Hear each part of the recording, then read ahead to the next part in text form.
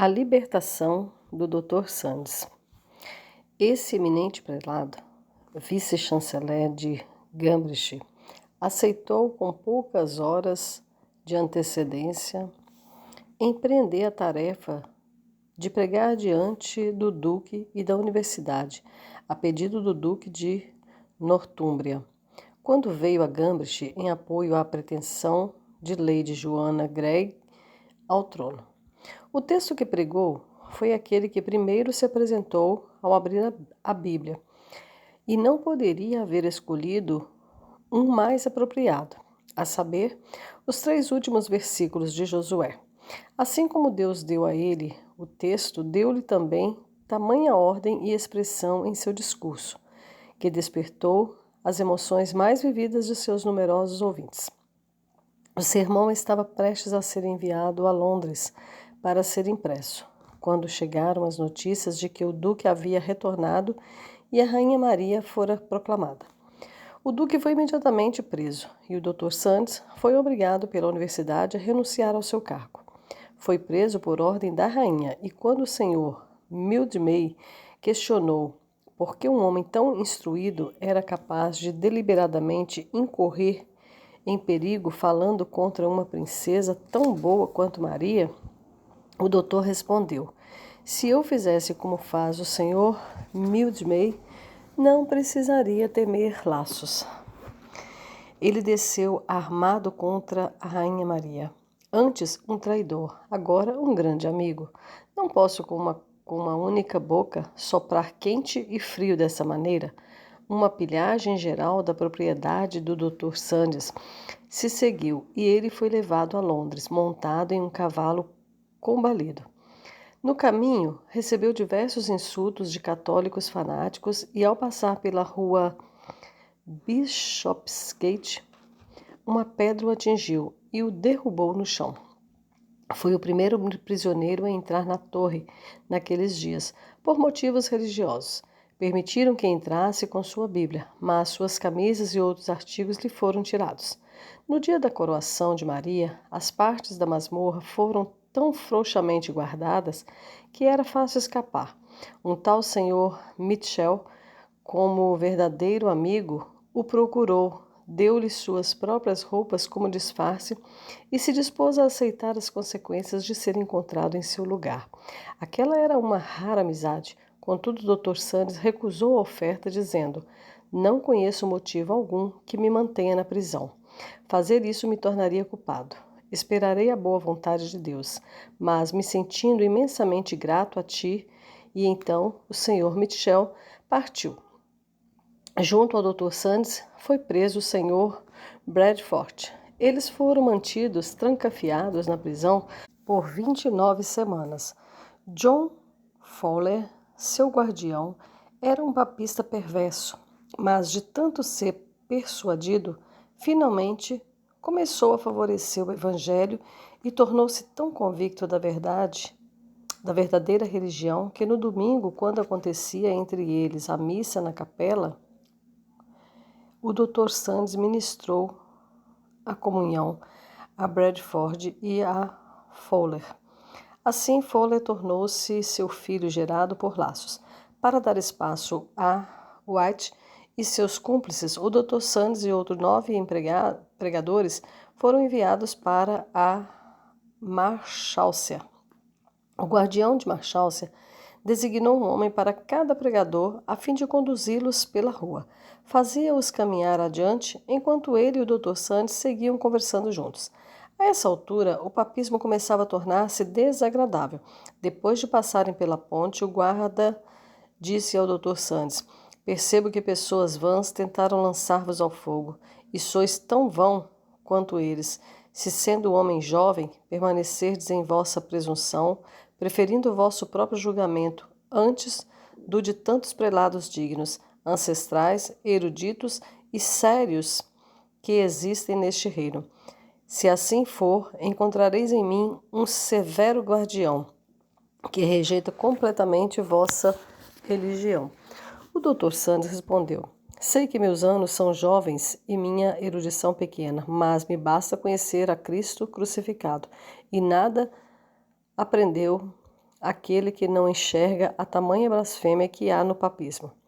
A Deus me renderei, e não ao homem. Li nas Escrituras a respeito de muitos guardiões, piedosos e corteses, que Deus faça de vós um deles. Senão, confio que ele me dará força e paciência para suportar vossos maus tratos. Então, disse o guardião, estáis decidido a defender vossa religião? Sim, disse o doutor, pela graça de Deus. Verdadeiramente, replicou o guardião. Maior apreço tenho por vós, por esse motivo. Nada fiz senão tentar-vos. Todo o favor que puder, vou mostrar, com certeza o tereis. Hei de sentir-me feliz se morrer na fogueira convosco. E cumpriu com sua palavra, pois confiou no doutor para andar sozinho nos campos, onde se encontrava com o senhor Bradford, também prisioneiro do tribunal real e que encontrou o mesmo favor do seu guardião. A seu pedido, colocou o Dr. Sandys junto a ele, a fim de ser seu companheiro de cela, e a comunhão era ministrada a um grande número de comungantes. Quando White, com seu exército, chegou a Southwark, ofereceu-se para libertar todos os protestantes presos, mas o Dr. Sandys e o resto dos pregadores se recusaram a aceitar a liberdade nesses termos. Depois que o Dr. Sandys esteve 9 semanas preso em Marshallshire, pela mediação de Sir Thomas Holcroft, marechal cavaleiro, foi liberto, embora o Sr. Holcroft possuísse o mandado da rainha. O bispo ordenou que não libertasse o Dr. Sandys, até que tivesse recebido fiança de 2 cavalheiros com ele, assegurando-se de que o Dr. Sandys não sairia do reino sem a devida licença, cada um deles sob o valor de 500 libras. Holcroft imediatamente encontrou-se com 2 senhores do norte, amigos e primos do Dr. Sandys, que se ofereceram para pagar a fiança. Depois do jantar, no mesmo dia, Sir Thomas Holcroft chamou o Dr. Sandys para seus alojamentos em Westminster, a fim de lhe comunicar tudo o que havia feito. O Dr. Sandys respondeu: agradeço a Deus que moveu vosso coração para se preocupar tanto com meu bem, de modo que agora me considero em dívida convosco. Deus há de vos retribuir, e jamais serei ingrato para convosco. Mas, como vos mostraste amistoso comigo, também tratarei claramente convosco. Vim para a prisão como um homem livre. Não sairei como escravo. Como não posso beneficiar meus amigos, também não os machucarei. E se for liberto, não ficarei 6 dias neste reino, se puder partir. Se, portanto, eu não puder me libertar, enviai-me para Marshallshire novamente, e ali ficarei seguro de mim. O Sr. Holcroft desaprovou sobremaneira a resposta que recebeu, mas como um amigo de verdade replicou: vejo que não podeis ser dissuadido, por isso mudarei meu propósito e cederei a vós. Fazei como pretendeis, vos deixarei livre para tal, vendo também que tendes em mente atravessar o mar. Vos levarei o mais rápido possível. Somente uma coisa exijo de vós. Enquanto estiverdes lá, não me escrevais nada, pois isso poderia ser minha ruína. O Dr. Sandys, tendo se despedido afetuosamente dele e de seus outros amigos, partiu. Passou pela casa de Winchester e lá pegou um barco, chegando à casa de um amigo em Londres chamado William Banks, e lá ficou por uma noite. Na noite seguinte, foi à casa de outro amigo e lá ouviu que uma rigorosa busca estava sendo feita por ordem expressa de Gardiner. À noite, o Dr. Sandys, então, se dirigiu à casa do Sr. Bert, um estrangeiro que passara algum tempo na prisão de Marshallshire com ele. Era um bom protestante e morava em Markilane. Lá permaneceu por 6 dias e depois se retirou para a casa de um de seus conhecidos em Cornhill. Fez com que seu conhecido, Quinton, lhe emprestasse 2 cavalos. Pela manhã, decidiu ir a Essex, à casa de seu sogro, onde estava sua esposa. E após uma difícil fuga, por pouco conseguiu. Em menos de 2 horas, porém, o Sr. Sandys soube que 2 dos guardas, naquela noite, o prenderiam. Naquela noite, o Dr. Sandys foi levado à propriedade de um honesto fazendeiro perto do mar, onde ficou 2 dias e 2 noites em uma alcova, sem qualquer companhia. Depois disso, dirigiu-se à casa de James Moore, um comandante de navio que morava em Milton Shore, onde esperou ventos favoráveis para Flandres. Enquanto esteve lá, James Moore lhes trouxe 40 ou 50 marinheiros, a quem deu uma exortação. Estes o apreciaram de tal forma que prometeram morrer antes de deixá-lo ser preso. No dia 6 de maio, domingo, o vento foi favorável. Ao se despedir de sua anfitriã, que era casada há 8 anos, mas nunca teve filhos, deu-lhe um fino lenço e um velho real de ouro, dizendo: "Sê consolada antes que um ano inteiro termine. Deus te dará um filho, um menino." E sucedeu que, 12 meses após aquele dia, sendo vontade dele, Deus lhe deu um filho. Mal chegara a Antuérpia, quando soube que o rei Filipe havia enviado homens para prendê-lo. Em seguida, fugiu para Augsburg, em Cleveland, onde ficou por 14 dias. Depois viajou para Estrasburgo, onde, após ali viver durante um ano, sua esposa chegou para juntar-se a ele. Esteve enferma de uma hemorragia que durou 9 meses e teve um filho que morreu devido à peste. Sua amável esposa finalmente caiu doente e morreu em seus braços. Quando sua esposa morreu, o Sr. Sandys foi para Zurique, onde ficou hospedado na casa de Peter Martyr por 5 semanas. Quando um dia se sentaram para jantar, subitamente se soube que a Rainha Maria estava morta e o Dr. Sandys foi chamado por seus amigos em Estrasburgo, onde pregava. O Sr. Grindal e ele foram para a Inglaterra e chegaram a Londres no mesmo dia em que a Rainha Elizabeth foi coroada. Esse fiel servo de Cristo, sob a Rainha Elizabeth, alcançou a mais alta distinção na Igreja, sendo sucessivamente bispo de Worcester, bispo de Londres e arcebispo de York. Tratamento da Rainha Maria para com sua irmã, a princesa Elizabeth. A preservação da princesa Elizabeth pode ser considerada um exemplo notável do olhar atento que Cristo manteve sobre sua igreja. O fanatismo de Maria não respeitava laços de consanguinidade, afeições naturais, nem a sucessão ao trono. Sua mente fisicamente indisposta estava sob o domínio de homens que não possuíam a essência da bondade humana e cujos princípios eram sancionados e ordenados pelos dogmas idólatras do pontífice romano. Se tivessem previsto a curta duração do reinado de Maria, teriam embebido suas mãos no sangue protestante de Elizabeth.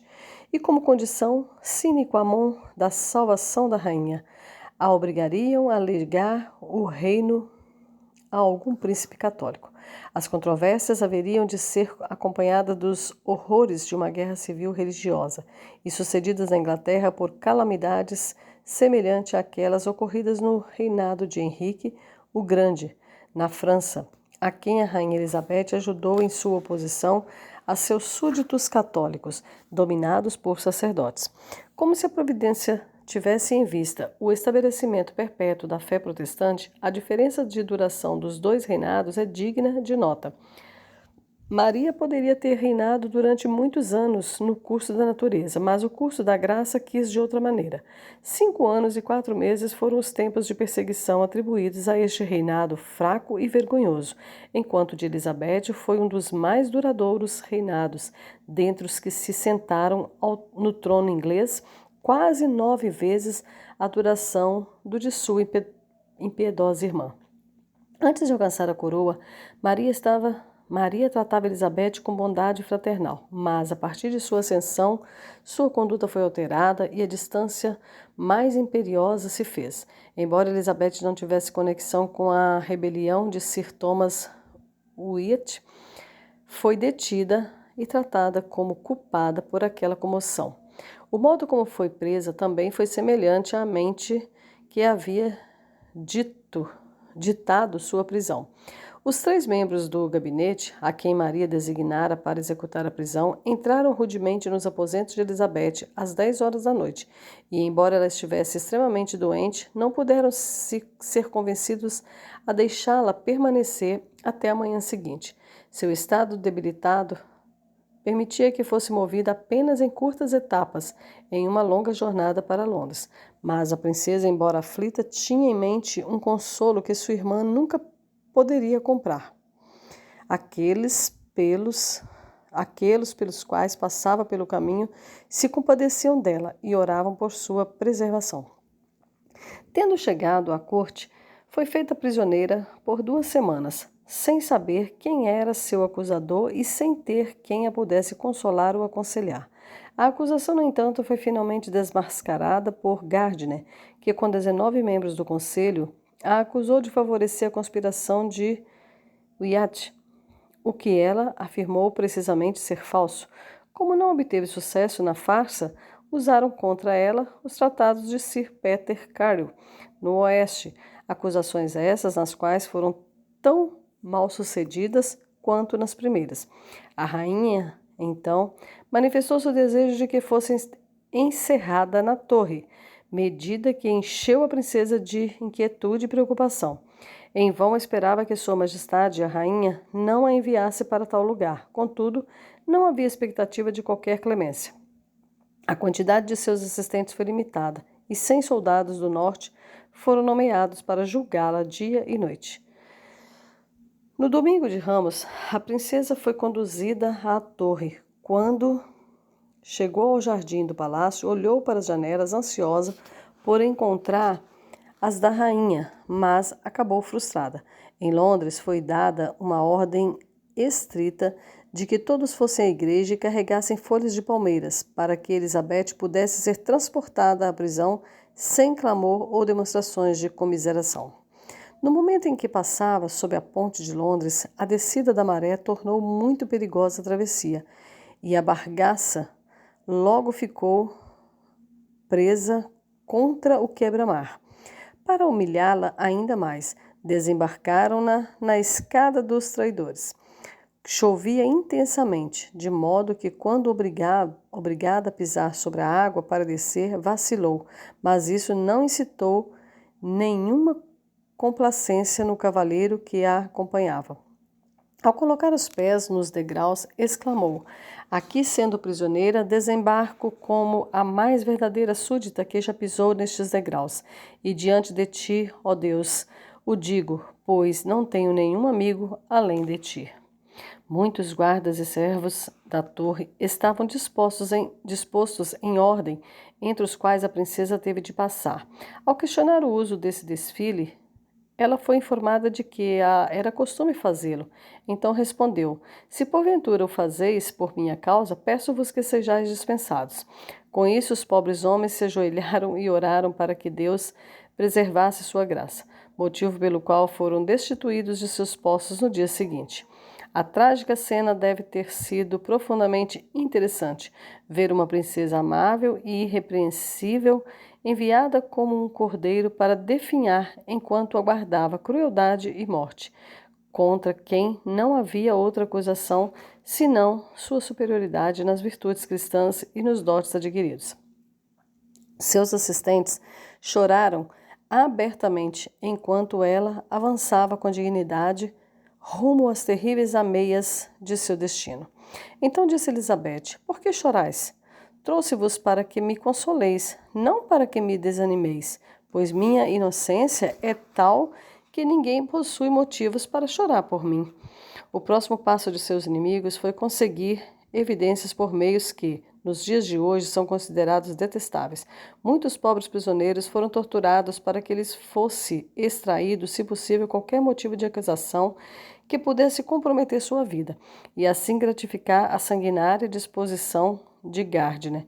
Ele próprio veio examiná-la a respeito de sua remoção desde sua casa em Ashbridge até o castelo de Dumington, muito tempo antes. A princesa havia se esquecido completamente de tal circunstância tão trivial, e Lord Arundel, depois da investigação, ajoelhado, pediu desculpas por tê-lo incomodado com um assunto tão frívolo.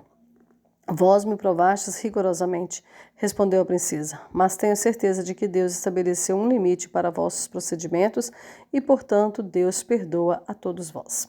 Seus próprios cavaleiros, que deveriam ter sido seus provedores, servindo-a, foram obrigados a dar lugar a soldados comuns sob o comando da policial da torre, que era, em todos os aspectos, uma servil ferramenta de Gardiner. Os amigos de sua graça, por sua vez, obtiveram uma ordem do conselho que regulava essa pequena tirania para sua satisfação. Depois de um mês inteiro em confinamento, Elizabeth pediu que fossem chamados o secretário ajudante da Câmara e o Lord Chandos, a quem comunicou seu mau estado de saúde devido à falta de ventilação e da prática de exercícios. Feita a solicitação diante do conselheiro, Elizabeth foi, com alguma dificuldade, autorizada a andar pelas instalações da rainha e depois no jardim, momento no qual os prisioneiros daqueles lados eram acompanhados por seus guardas e eram proibidos de contemplá-la.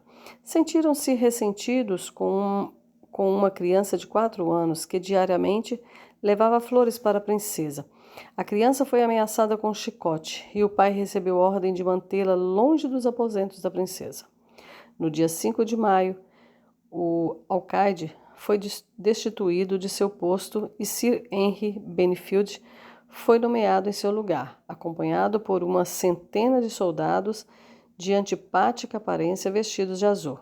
Essa medida inquietou sobremodo a mente da princesa, que imaginou ser um preparativo para que sofresse o mesmo destino de Lady Joanna Grew. Assegurada de que esse projeto não estava em progresso, pensou na possibilidade de que o novo guardião da torre houvesse sido contratado para acabar com sua vida em oculto, pois seu caráter dúbio adequava-se à feroz inclinação daqueles por quem fora nomeado. Então, correu um boato de que sua graça haveria de ser levada dali pelo novo alcaide e seus soldados, o que na sequência se provou ser verdade. Uma ordem do conselho foi dada de que fosse removida para o palácio de Woodstock, a qual se cumpriu no domingo da Trindade, no dia 13 de maio, sob a autoridade de Sir Henry Benfield e Lord Tame. A causa alegada para sua remoção foi a necessidade de abrir espaço para outros prisioneiros.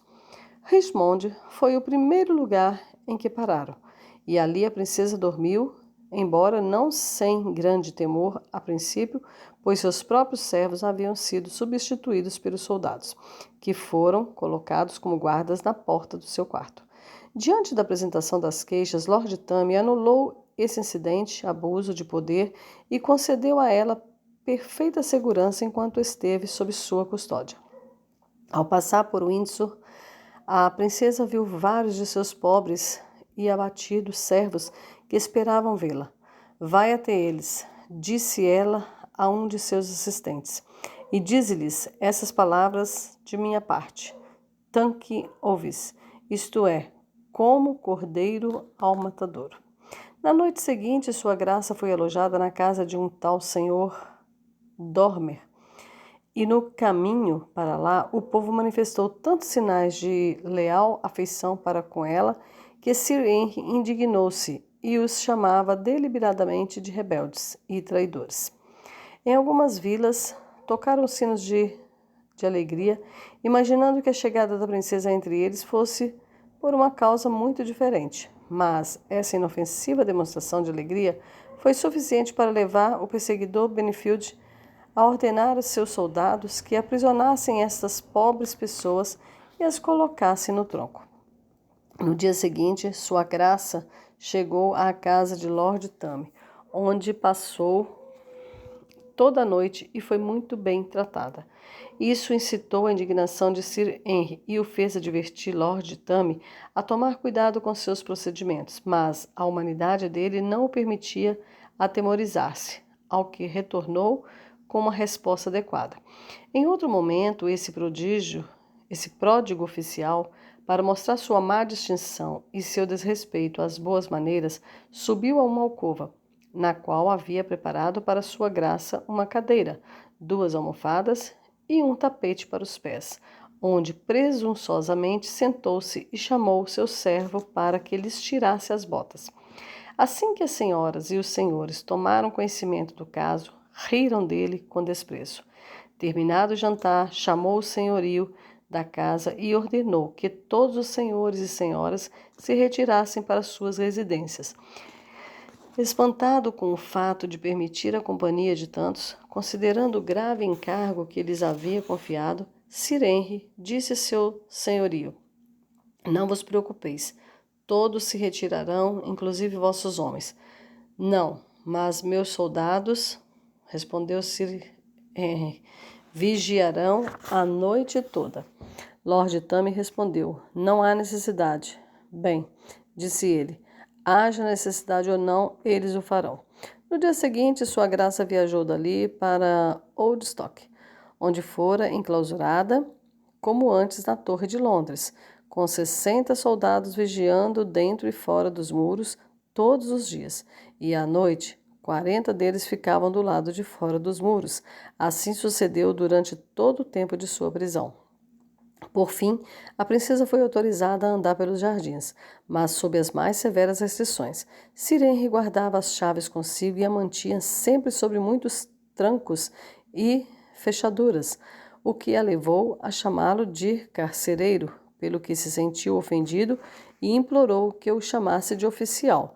Depois de muitos sinceros pedidos ao conselho, obteve permissão para escrever à rainha. Contudo, o carcereiro, que lhe trouxe pena, tinta e papel, ficou ao seu lado enquanto ela escrevia, e ao terminar de fazê-lo, levou os itens até que fossem necessários novamente.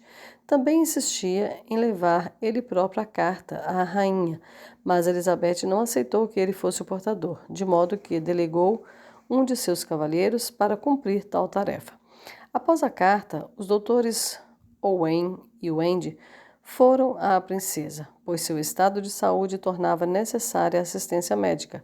Permaneceram com ela 5 ou 6 dias, período em que melhorou muito. Eles, então, retornaram à rainha e falaram lisonjeiramente da submissão e humildade da prisioneira, da princesa, diante do que a rainha pareceu comovida. Os bispos, porém, desejavam uma admissão de que ela havia ofendido Sua Majestade. Elizabeth rejeitou esse modo indireto de se reconhecer culpada. Se ofendi, disse ela, e sou culpada, não desejo nenhuma misericórdia além da lei, a qual tenho certeza de que já estaria posta em vigor, caso algo pudesse ser provado contra mim. Quem dera estivesse eu desprovida assim do perigo dos meus inimigos, assim fosse, não seria trancada e encerrada entre muros e portões. Muitas questões surgiram nessa época a respeito da conveniência de unir a princesa a algum estrangeiro, mas que ela pudesse sair do reino com uma porção adequada. Um dos membros do conselho teve a brutalidade de insistir na necessidade de decapitá-la, caso o rei Filipe tivesse a intenção de manter o reino em paz. Mas os espanhóis, detestando esse pensamento ignóbil, responderam: Deus não permita que nosso rei e mestre consinta com tão infame procedimento. Encorajados por um nobre princípio, os espanhóis da época insistiram repetidamente ao rei, dizendo que lhe traria a maior das honras libertar a Lady Elizabeth, solicitação diante da qual o rei não ficou incólume. Ele a tirou da prisão e pouco depois a princesa foi enviada para a corte de Hampton. Nesse ponto, pode-se observar que a falácia do raciocínio humano é mostrada a todo momento. O bárbaro que sugeriu a decapitação de Elizabeth pouco percebeu a mudança da situação que seu discurso traria. Em sua jornada de Woodstock, Benfield a tratou com a mesma severidade de antes, fazendo-a viajar em um dia tempestuoso e sem deixar que seu antigo servo, que tinha vindo a Colnbrook, onde dormiu, falasse com ela. Permaneceu 15 dias rigorosamente guardada e vigiada, antes que alguém ousasse falar com ela. Por fim, o vil Gardiner, com mais 3 membros do conselho, veio a ela com grande submissão. Elizabeth o saudou e disse-lhes que havia sido mantida em isolamento por muito tempo, implorando que intercedessem por ela diante do rei e da rainha, a fim de libertá-la da prisão. A visita de Gardner tinha como objetivo conseguir da princesa a confissão de sua culpa. Ela, porém, estava protegida contra a sutileza dele, acrescentando que, a admitir haver cometido algo de errado, preferia passar o resto da vida na prisão. No dia seguinte, Gardner voltou e, ajoelhando-se, declarou que a rainha estava espantada diante da insistência da princesa em afirmar que não tinha culpa, pelo que se deduz que a rainha aprisionara injustamente sua graça. Gardner informou-lhe ainda acerca da declaração da rainha, a qual exigia que a princesa contasse uma história diferente antes de ser liberta. Então respondeu a nobre Elizabeth: prefiro permanecer na prisão com honestidade e verdade a obter minha liberdade e ser objeto de suspeitas de sua majestade. O que disse antes, defenderei. Jamais direi falsidades. O bispo e seus assistentes partiram, deixando-a trancada como estava. 7 dias depois, a rainha convocou Elizabeth às 10 da noite. 2 anos haviam se passado desde seu último encontro. A convocação provocou terror na mente da princesa, que, ao sair, desejou que seus senhores e senhoras orassem por ela, pois seu retorno a eles era incerto. Foi, portanto, conduzida aos aposentos da rainha. Ao entrar, a princesa se ajoelhou e, tendo implorado a Deus que preservasse sua majestade, humildemente a assegurou de que sua majestade não podia dispor de mais leal súdito do reino, quaisquer que fossem os rumores que dissessem o contrário. Com altiva indelicadeza, a soberba rainha respondeu: não confessarás tua ofensa, mas permanecerás firme na tua verdade. Peço a Deus que isso acabe. Se assim não for, disse Elizabeth, não peço favor nem perdão das mãos de sua majestade. Bem, disse a rainha, ainda perseverarás em tua vontade. Além disso, dirás ter sido punida injustamente. Não o direi diante de vós, se assim apraz sua majestade. Então, disse a rainha, o dirás aos outros? Não farei se isso desagradar a sua majestade. Assumi o fardo e devo suportá-lo. Peço humildemente que sua majestade faça bom juízo de mim e acredite que sou sua súdita, não apenas desde o início até agora, mas para sempre, enquanto minha vida durar. Partiram sem nenhuma satisfação sincera em qualquer dos lados, e não podemos dizer que a conduta de Elizabeth tenha demonstrado a independência e a fortaleza que a acompanham à perfeita inocência.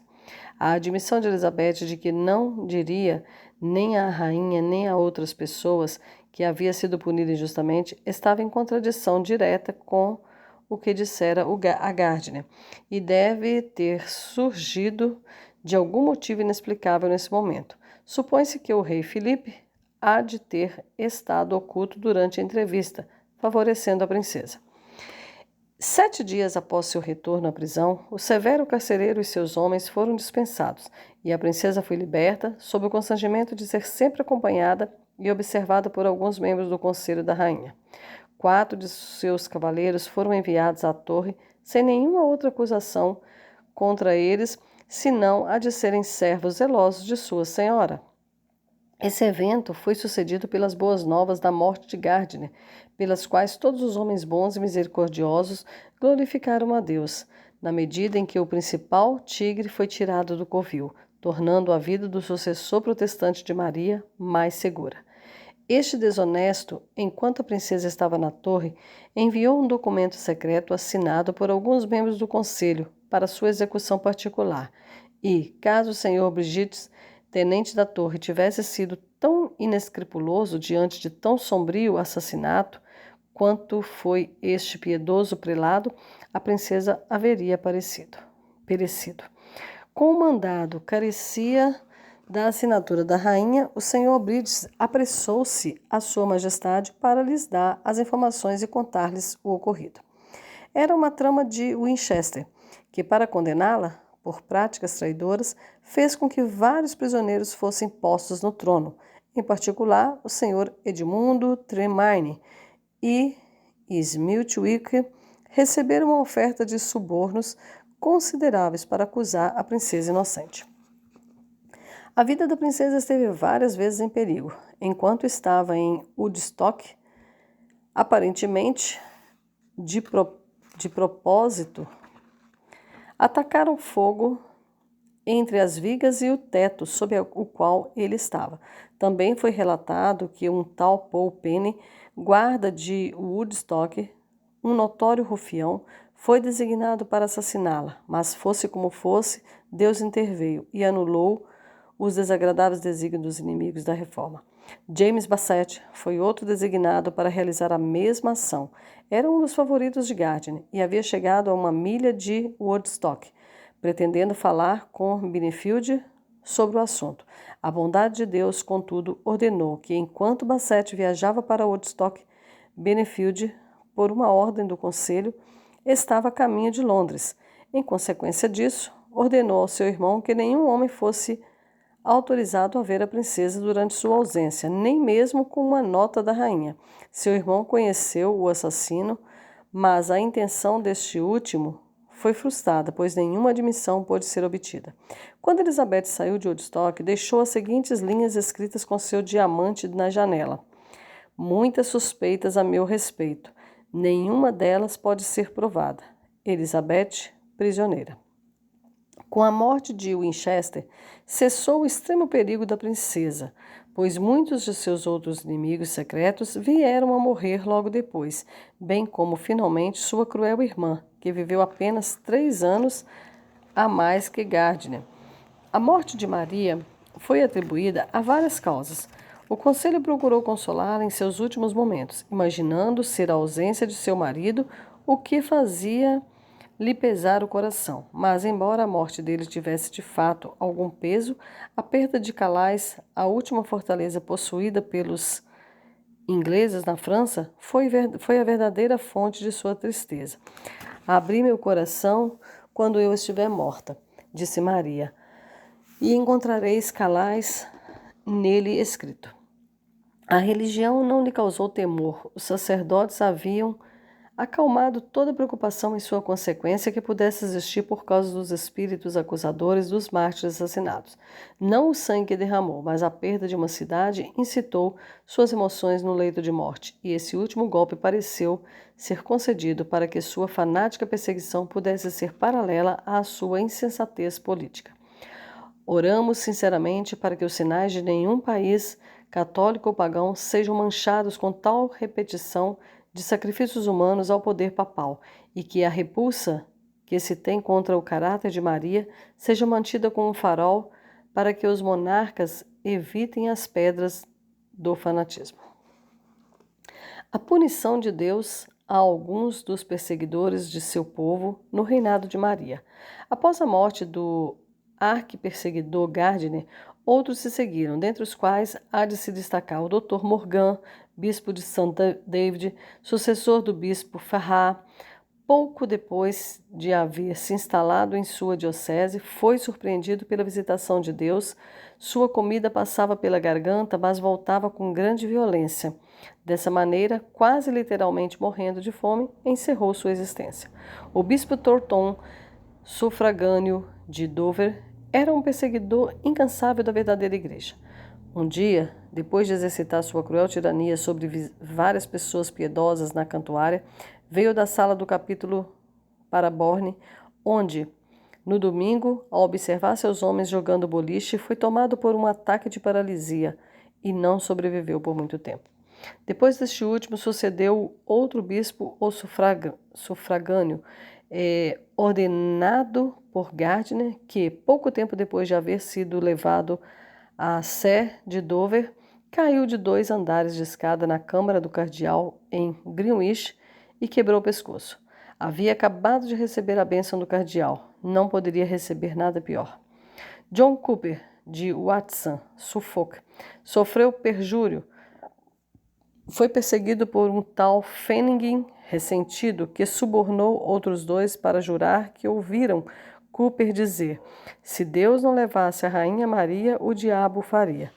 Cooper negou ter proferido qualquer dessas palavras, mas era um protestante e herege, portanto, foi enforcado, arrastado e esquartejado. Teve suas propriedades confiscadas e sua esposa e 9 filhos, humilhados à mendicância.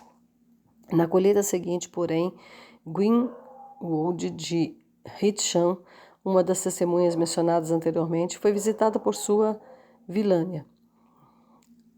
Enquanto trabalhava amontoando trigo, suas estranhas subitamente se arrebentaram e, antes que o alívio pudesse ser obtido, morreu. Assim, o perjúrio deliberado foi recompensado pela morte súbita. No caso do Marte, Sr. Bradford, pôde-se perceber a severidade do Sr. Xerife Woodruff. Ele se regozijava com a morte dos santos e, na execução do Sr. Roger, partiu a cabeça do cocheiro por ter parado a carreta a fim de deixar que os filhos do Marte se despedissem dele. Menos de uma semana após o Sr. Woodruff haver deixado de ser xerife, foi acometido por uma paralisia e permaneceu alguns dias na condição mais lastimável e impotente, apresentando um contraste marcante com sua atividade anterior na causa sanguinária. Acredita-se que Ralph Lardin, que traiu o Marte George Eagles, tenha sido posteriormente condenado e enforcado por denunciar a si próprio. No tribunal, entregou-se com as seguintes palavras: "Isso caiu sobre mim com justiça, por trair o sangue inocente daquele homem justo e bom, George Eagles, que foi condenado aqui no tempo da Rainha Maria por minha ação, quando vendi seu sangue por uma mera quantia em dinheiro." Enquanto James Abbs estava a caminho de ser executado, exortando os piedosos espectadores a aderirem firmemente à verdade e, semelhante a ele, selarem a causa de Cristo com seu sangue, um servo do xerife o interrompeu blasfemamente, chamou sua religião de heresia e aquele bom homem de lunático.